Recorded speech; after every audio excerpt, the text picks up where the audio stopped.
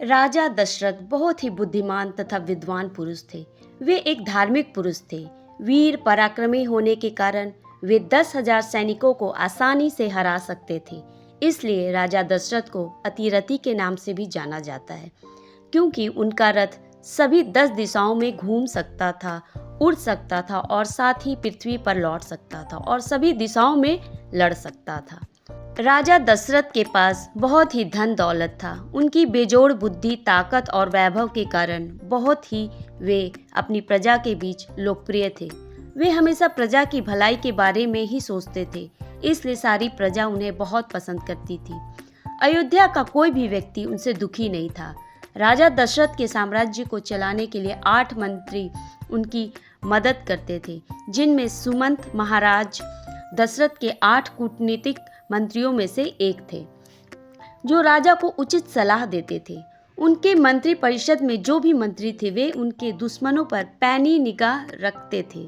अपने गुप्तचरों के माध्यम से दूसरे राजा क्या कर रहे हैं, क्या कर चुके हैं और भविष्य में क्या करने वाले हैं, ये सारी जानकारी उन्हें मिल जाती थी। ये सभी मंत्री कुशल, काबिल और विद्वान थे। इसलिए महाराज दशरथ अपने जीवन में शांति पूर्वक हर खुशी, वैभव तथा सभी प्रकार की विलासिता का आनंद लेते थे। महर्षि वशिष्ठ उनके शाही पुजारी थे। राजा दशरथ की 3 रानियां थीं, कौशल्या, सुमित्रा तथा कैकेयी।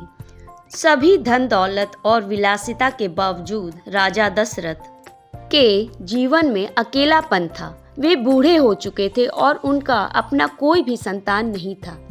राजा अपनी कई रातें बिना सोए इसी चिंता में बिताते थे कि उनके राजवंश का उत्तराधिकारी कौन होगा।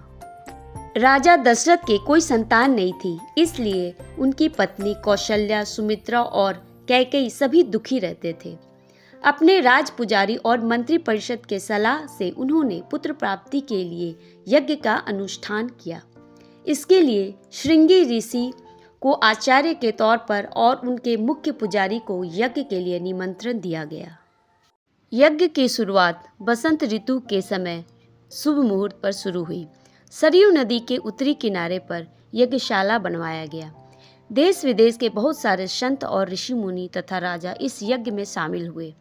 शुरुआत में अश्वमेघ यज्ञ किया गया और जिसमें घोड़ा की पूजा करने के बाद उसे छोड़ा गया। यह घोड़ा 1 वर्ष के बाद वापस आया। तभी पुत्र प्राप्ति के लिए यज्ञ आरंभ हुआ।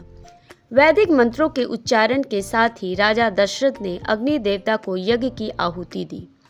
जब अंतिम आहुति संपन्न हुई, तब अग्नि देवता उस पवित्र अग्नि से प्रकट हुए। खीर से भरे हुए पात्र को श्रृंगी ऋषि के हाथ में सौंप दिए।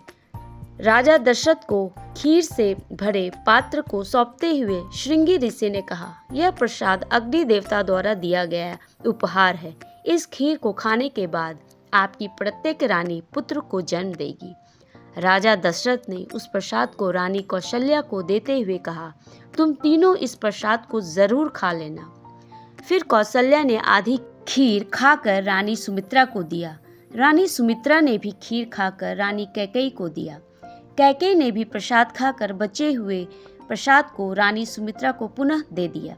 सुमित्रा ने उस बचे हुए प्रसाद को भी खा लिया।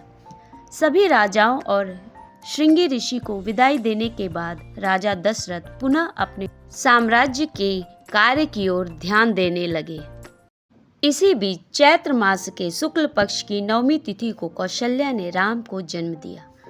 आज भी इस दिन रामनवमी का त्यौहार मनाया जाता है। सुमित्रा ने 2 बार खीर खाई, इसलिए उसने 2 पुत्र लक्ष्मण और शत्रुघ्न को जन्म दिया। कैकेयी ने भरत को जन्म दिया।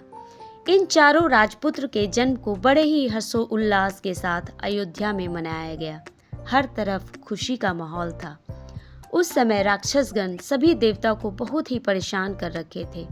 इसलिए इस दुख से मुक्ति पाने के लिए सभी भगवान ने मिलकर भगवान विष्णु से प्रार्थना की। तत्पश्चात भगवान विष्णु स्वयं राम का अवतार लेकर राजा दशरथ के पुत्र के रूप में जन्म लिए।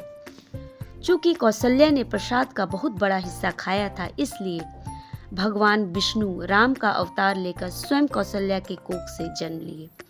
दशरथ के चारों पुत्र के जन्म के बाद स्वर्ग में भी खुशी का माहौल छा गया।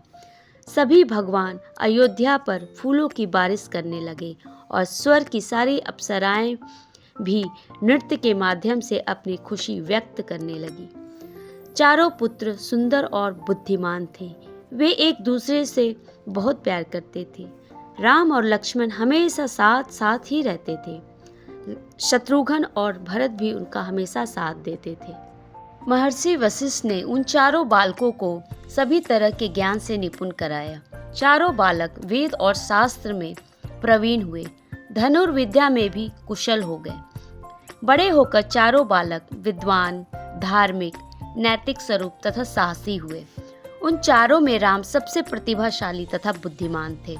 उनके सच्चे चरित्र और कुलीनता के कारण चारों में सभी के प्रिय थे। लक्ष्मण का प्यार राम के तरफ ज्यादा रहता था।